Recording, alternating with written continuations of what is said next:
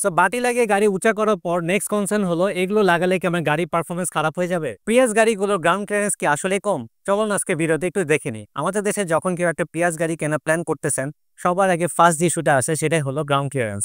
এই গ্রাউন্ড ক্লিয়ারেন্সের জন্য অনেকেই গাড়িগুলো কিনতে চান না, বাট আমরা যেটা দেখেছি এই গ্রাউন্ড ক্লিয়ারেন্স কিন্তু খুব একটা সমস্যা ক্রিয়েট করে না।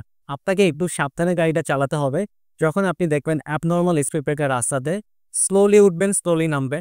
এছাড়াও যদি গাড়ি ফুল রোডের থাকে একটু কষ্ট করে একজন নেমে গেলে কিন্তু নিচে আর ঘষাটা লাগবে না। সেকেন্ড আরেকটা সলিউশন আছে, আমরা বাংলাদেশে যেটা বলি বাটি লাগিয়ে গাড়ি উঁচা করা। সামনের চাকা আপনার ম্যাক্সিমাম 1.5 ইঞ্চি পর্যন্ত উঁচা করা যায়, পিছনের চাকা 1.5 ইঞ্চি উঁচা করা যায়।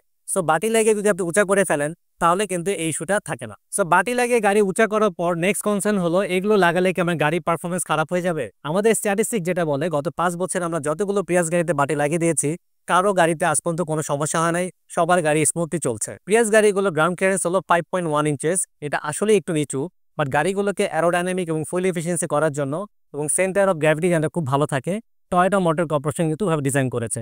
তাদের মাথায় তো নিশ্চয়ই এটা ছিল না যে গাড়িগুলো বাংলাদেশের রাস্তায় চলবে। জাপানের রাস্তা যেহেতু খুবই স্মুথ এবং তারা খুব ওয়েল ম্যানার্ড, ওয়েল প্রপারলি ম্যানেজ করে গাড়িগুলো ড্রাইভ করে, তাদের জন্য এটা কোনো ইস্যুই না। গাড়িগুলো যখন আমাদের দেশে আসে তখন এই ইস্যুগুলো অ্যারাইজ হয়। আরেকটা এক্সপিরিয়েন্স শেয়ার করি, আমরা দেখেছি যে অনেকে বাটি না লাগিয়ে পাশে নিয়ে গাড়ি চলে গিয়েছেন, বা 2-3 দিন পরে আবার এসেছেন যে ভাইয়া গাড়ির নিচে ঘষা লেগে যাচ্ছে, উঁচা করতে হবে।